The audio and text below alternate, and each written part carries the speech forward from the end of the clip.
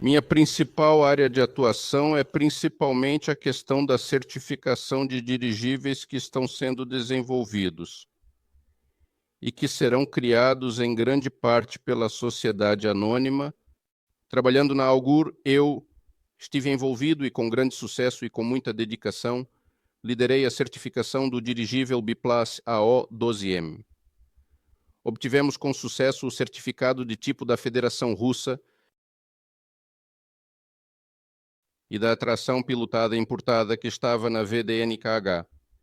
E agora está em Sochi, o aeroelevador, para 18 passageiros, onde obtivemos o certificado de tipo da Federação Russa e da União Europeia. E provavelmente, do meu ponto de vista, esses foram os únicos, ou provavelmente 2 certificados de tipo na União Europeia para aeronaves. Bem, isso também era uma aeronave, um aerolift. Eu só quero dizer o seguinte: de acordo com o Código Aéreo da Federação Russa e leis semelhantes de outros países, todos os dirigíveis civis pilotados cuja massa de construção seja superior a 115 kg estão sujeitos à certificação estatal obrigatória. Ou seja, é possível construir, desenvolver e montar um dirigível, mas ele não receberá autorização para voar. Assim, ele permanecerá no chão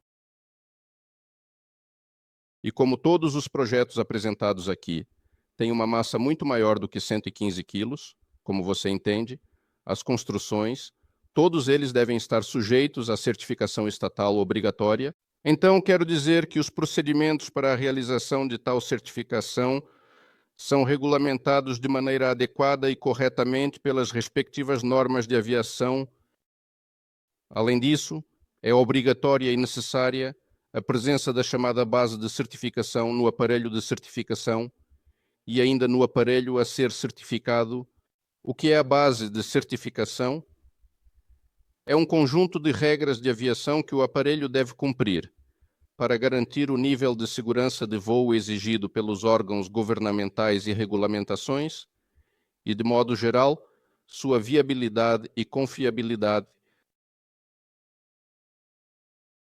Bem, isso existe em qualquer aeronave e provavelmente em atrações onde as pessoas estão, e assim por diante, certo? Assim, a base de certificação é geralmente desenvolvida com base nas chamadas normas de aeronavegabilidade adotadas pelas autoridades de aviação para qualquer tipo de aeronave, helicópteros, aviões, dirigíveis. Portanto, posso dizer que atualmente existem,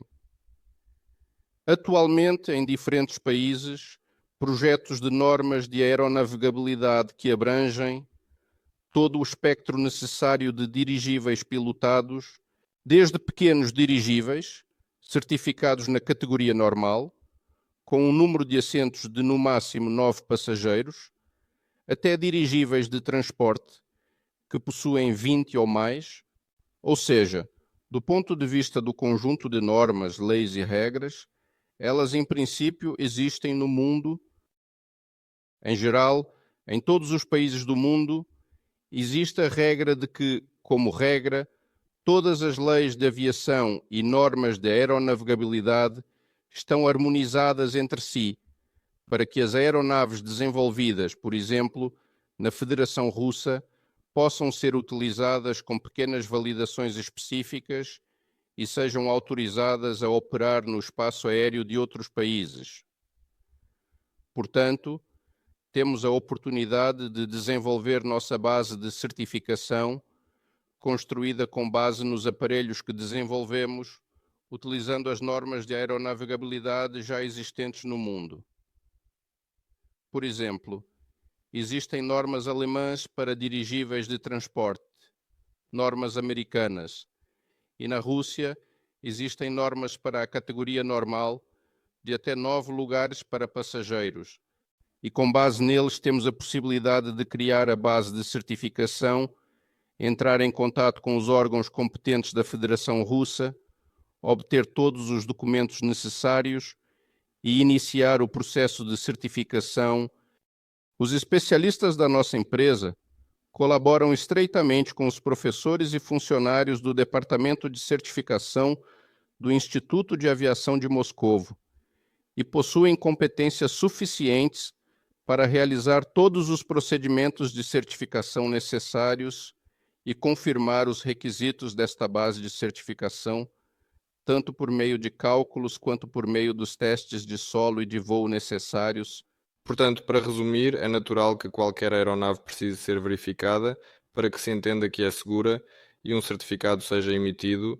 Para que este procedimento ocorra oficialmente, é necessária uma base legislativa normativa. Ela existe exatamente em nosso país. Ela existe mesmo que não esteja na Federação Russa, ela está no mundo.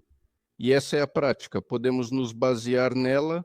Ela não foi aceita como tal, e isso é apenas uma base, porque ainda não existem aeronaves, certo? Aceitam-se nos países, é comum na aviação, como se diz, todas as leis na aviação são escritas com sangue, ou seja, bem, está claro o porquê. Não é.